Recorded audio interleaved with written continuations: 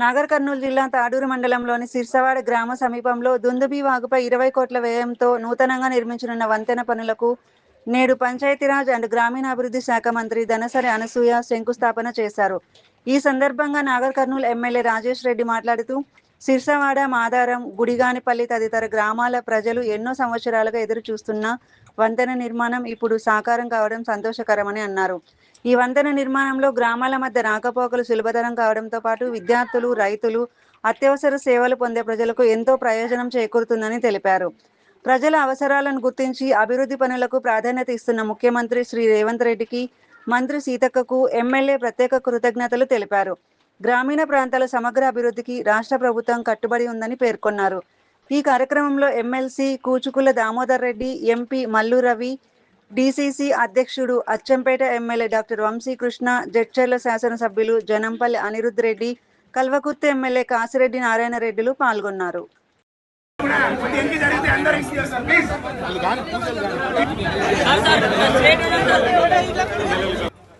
40-50 సంవత్సరాల నుంచి ఈ సిరిసవాడ మాదారం కనెక్ట్ అయ్యే బ్రిడ్జ్ ప్రతి ఒక్క శాసనసభ్యులు గాని, రాజకీయ నాయకులు గాని, ఇక్కడ ప్రజాపాలన ప్రభుత్వం రేవంత్ రెడ్డి గారి ప్రభుత్వం, కాంగ్రెస్ ప్రభుత్వం వచ్చిన తర్వాత ఈ యొక్క హై లెవెల్ బ్రిడ్జ్ 20 కోట్ల 20 లక్షలతో ఈ రోజు మనం శంకుస్థాపన చేసుకోవడం జరిగింది. ఈ యొక్క ఆహ్వానం మేరకు వేదిక నిర్వహించిన పెద్దలు, ముఖ్యంగా ముఖ్య అతిథులు అందరూ గౌరవించి, అందరూ ఎక్కడ పోయినా మహిళలను అలరించే మన సీతక్క పంచాయతీరాజ్ చప్పళ్లతో మరొకసారి వారిని ఆహ్వానించాలని కోరుకుంటూ, అదేవిధంగా మన నాగర్ కర్నూలు ఎంపీ వర్యులు పెద్దలు పిలిస్తే పలికే మల్లు రవణ గారు, డిసిసి ప్రెసిడెంట్ నాగర్ కర్నూలు జిల్లా పెద్దలు అన్న వంశీకృష్ణ గారు, మా తండ్రి ఎమ్మెల్సీ కూచుకుల దామోదర్ రెడ్డి గారు, అన్న కాసిరెడ్డి గారు, వారి వల్లనే అలా కొంచెం ఆలస్యమైంది. ఈ యొక్క బ్రిడ్జ్ కు అది దాటగానే వారి నియోజకవర్గం మన తమ్ముడు అక్కడ చర్చల శాసనసభ్యులు అనిరుద్ రెడ్డి గారు ఇక్కడ విచ్చేస్తారు. టిపిసిసికి సంబంధించి సంధ్యక్క గారు, వేదిక అలంకరించిన పెద్దలకు, అదేవిధంగా అతి ముఖ్యంగా కాంగ్రెస్ పార్టీ కార్యకర్తలు, సిరిసవాడ గ్రామస్తులు, అతి ముఖ్యంగా ఈడ ఇంద్రమ్మ చీరలు కట్టుకొని మా అక్క చెల్లెలు అలరించిపోతున్నారు. వారికి ప్రతి ఒక్కరికి పేరు పేరున హృదయపూర్వక నమస్కారాలు తెలుపుకుంటూ, ఈ రోజు మనం చెప్పుకోవాలి, నాగర్ కర్నూలు నియోజకవర్గానికి ఈ 2.5 సంవత్సరాల్లో దగ్గర ఆలోచిస్తే 1000 కోట్ల దాకా వచ్చింది. అందులో మనకు ఈ 20 కోట్లు కూడా ఉన్నాయి. మనం అనుకుంటే మనము చాలా మంది మధ్య మాట్లాడుతున్నారు, మేము ఇది చేసినాం, అది చేసినాం అంటే రేవంత్ రెడ్డి గారిని తిడుతున్నారు. రేవంత్ రెడ్డి గారి కోటి కూడా పనికిరాని చిల్లర నా కొడుకులు ఈ రోజు స్టేజ్ పెట్టి మాట్లాడుతున్నారు. రేవంత్ రెడ్డి గారు వచ్చినాక ఈడ ఇంద్రమ్మ చీరలు కట్టుకుని అక్క చెల్లెలు చెప్పాలి, నీకేమైనా తక్కువ చేసినాం అక్క చెప్పాలి గట్టిగా.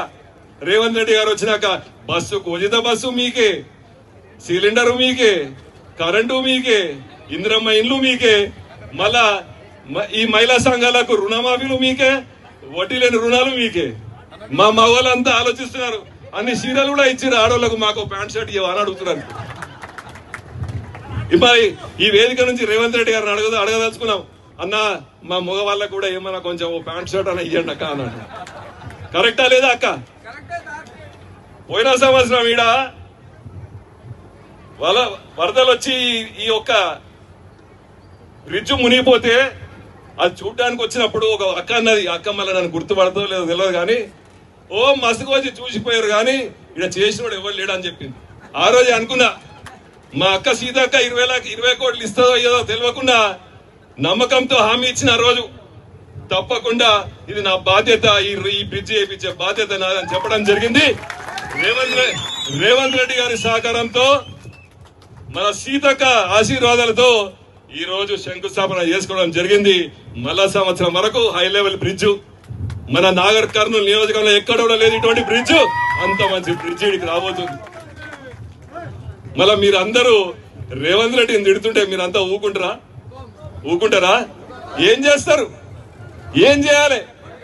వాదలు పెట్టాలి. కాబట్టి పొద్దున్న లేస్తే మీడియాలో అదే ఎవరు చూసినా చిల్లరగాలు ఇట్లా మాట్లాడుతారు. కానీ మనము కాంగ్రెస్ పార్టీ ప్రజాపాలన పార్టీ, ఇంద్రమ్మ రాజ్యం, పేదలకు, బడుగు బలైన వర్గాలకు ఎటువంటి సమస్యలున్నా తీర్చే విధంగా ఈరోజు మనం పనిచేస్తా ఉన్నాం. వాస్తవమా కాదా? ఏమక్క అంత సపోర్ట్ చేయకుండా ఉన్నారు? జరిగే చెప్పండి, నిజమా అబద్ధమా మీరు చెప్పాలి. కాబట్టి రాబోయే కాలంలో మనం మళ్ళీ వస్తాం. మన బడుగు బలైన వర్గాలకు కానీ, వ్యవసాయం కానీ, విద్యకు కానీ, వైద్యానికి కానీ పనిచేసే ప్రభుత్వం కానీ, నాయకులు కానీ, ఇంద్రమ్మ రాజ్యం కానీ చేసేది మనమే అని తెలియజేసుకుంటూ, ఈరోజు ఈ బ్రిడ్జు దాటితే నాది కూడా వస్తుందన్నా అని ఆయన కూడా నాకు ఈ బ్రిడ్జు శాంక్షన్ కు సహకరించిన తమ్ముడు అనిరుద్ధ్ రెడ్డి గారిని మాట్లాడాలని కోరుకుంటున్నాను.